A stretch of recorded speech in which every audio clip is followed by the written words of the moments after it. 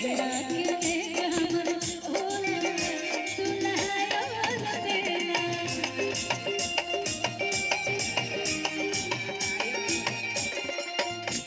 और हम चाहेंगे कि मोहिनी जी जरा आप आ जाइएगा तो बहुत अच्छा लगेगा मुझे। सेहरा के हो सेहरा के देख हमर होला दुल्हा देना। सेहरा के देख दुल्हा देना। और आज मोहिनी जी बहुत प्यारी लग रही है सच में। और ये उनका पहला मंच है ना, और बहुत ही अच्छा परफॉर्मेंस करते हैं। गाने तो बहुत किए हैं, एल्बम बहुत ही अच्छा परफॉर्मेंस करती है सच में। सेहरा के देख हमर होला दुल्हा देना।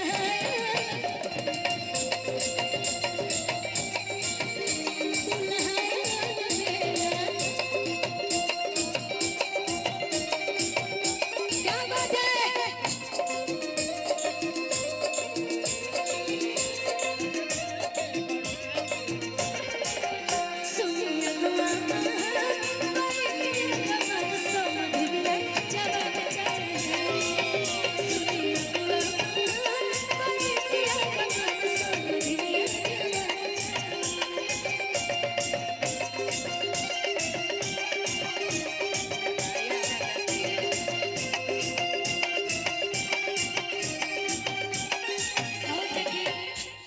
सब कलाकार की तरफ से बाटे, जितना हमारे मंच पे लोग बैठल बने भैया प्यारे पर हमारे भाई की तरफ से बका दुल्हा के पापा जी कहां बैठल बने।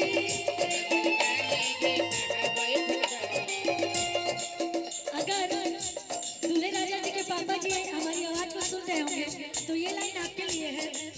दुल्हा के पापा जी कहां बैठल बने, कहां बैठल बने जी कहां बैठल बने। अरे पाकिट में नोट लेके बच्चे पे आए, पाकिट में नोट लेके बच्चे पे आए। कहे सेहरा के देख हमर होला दुल्हा देना।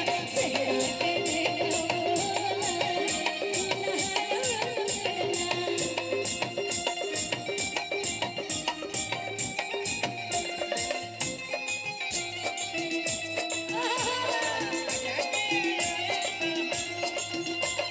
तेरा करूंगी इंतजार।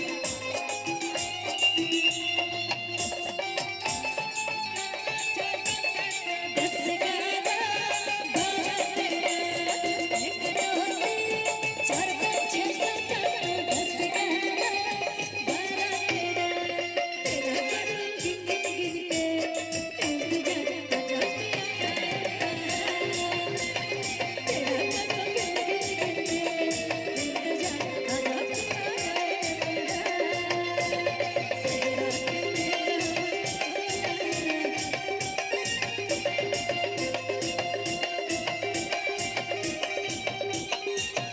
और ये लाइन दूल्हे राजा जी की मम्मी के लिए है, क्योंकि सब दोनों लोगों को बराबर का सब हकदार मिलना चाहिए। नहीं तो हो सकता है नाराज हो जाएंगी मेरे से मम्मी जी। कहना है क्या दुल्हा के मम्मी जी कहां बैठल बने, दुल्हा के मम्मी जी कहां बैठल बने। मोहिनी जी नजर आ रही है क्या कहीं मम्मी जी? पीछे तो नहीं ना बैठी है मम्मी जी छुप के? अच्छा कोई नहीं, हमारी आवाजें जा रही होंगी तो सुन रही होंगी मम्मी जी। दुल्हा के मम्मी जी कहां बैठल बने,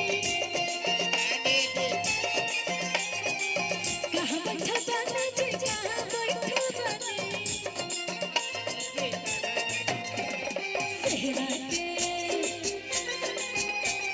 सेहरा के देख हमर होला दुल्हा देना। सेहरा के देख हमर होला दुल्हा देना। सेहरा के देख हमर होला दुल्हा देना।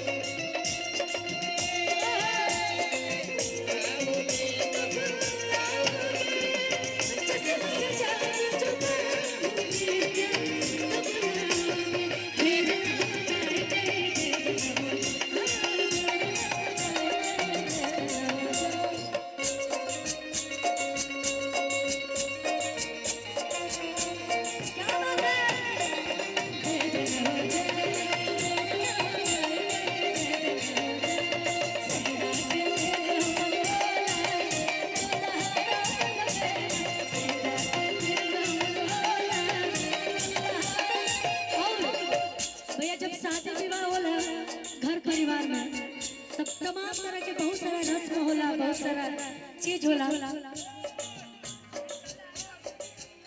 पूरा अंधेरा अंधेरा हो गया है ना। कोई बात नहीं, आप लोग मुझे देख पा रहे हैं, आप सभी को नहीं देख पा रहे हैं।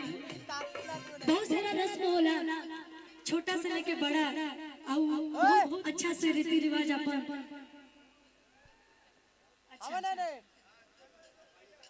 देख लीजिए भैया, जनरेटर लाइट इधर ऑफ हो गया है, इसको लाइट जल्दी से। कहल जाला कैसे का पता ना, इधर झारखंड की धरती में हम बहुत बार आए हैं, एजा के हमके रीति रिवाज नहीं के पता, और सब जगह के अलग अलग रीति रिवाज होला। तो हमने क्या यूपी में जो होला वो एगो गाना बा अपना शादी विवाह के रीति रिवाज से, आप सब सुनले भी हो कम आचा है, एहू जो शायद रीति रिवाज हो धोके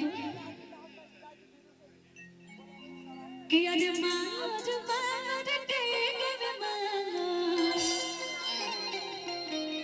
कि मार मार के गवे मांगो। हम लोग के घर जब शादी विवाह होता है तो मंगल गीत होता है ना, ये तो आप सबको पता ही होगा कि मंगल गीत गाया जाता है अपने घरों में। तो वही बहुत प्यारा लाइन है, कैसे कि मार मार के गवे मांगो, कि करो हरदी लागे मत के करो हरदी लागे मत के करो हरदी लागे मत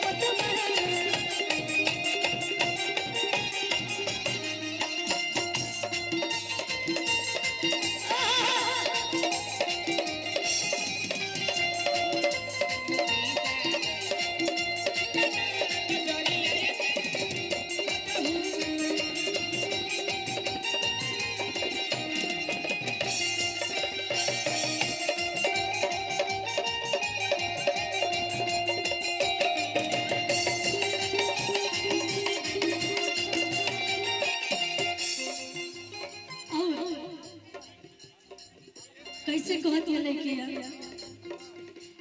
मांगो मांगो भाभी गवे मांगो मांगो भाभी गवे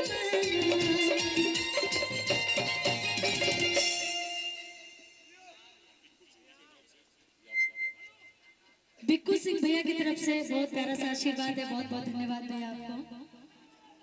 क्या बात है, लेकिन कौन ये लड़के का देखिए मांगर के गावेला कि अरे मांगो मांगो भाभी गवे मांगो मांगो भाभी गवे, अरे दुल्हा के हरदी लागे मत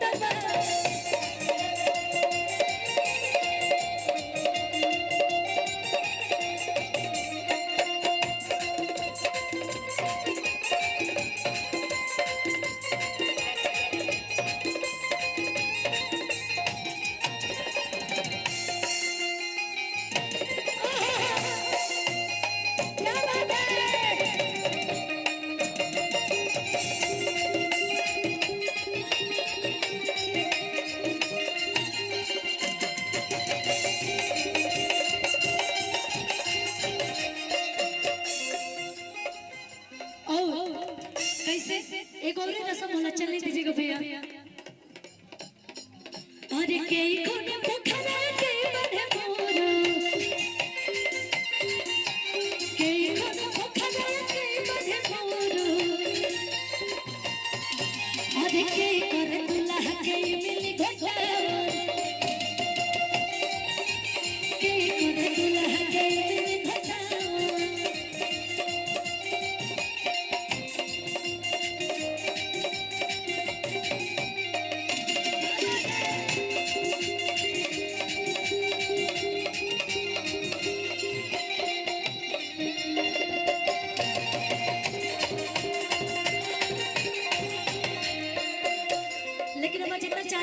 बैठल वाली जब भाभी लोग वहाँ सबके पता हुई का कहते लड़किया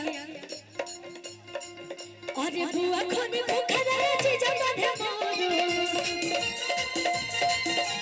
बुआ खोने पोखरा चीज बांधे मोरो हमर अरविंद मामा कहानी है कि के करे दुला के इमली घोटावन था हमार अरविंद मामा जी जान तरीका करनी कि मामा करे दुला के इमली घोटावन अरे मामा करे दुला के इमली घोटावन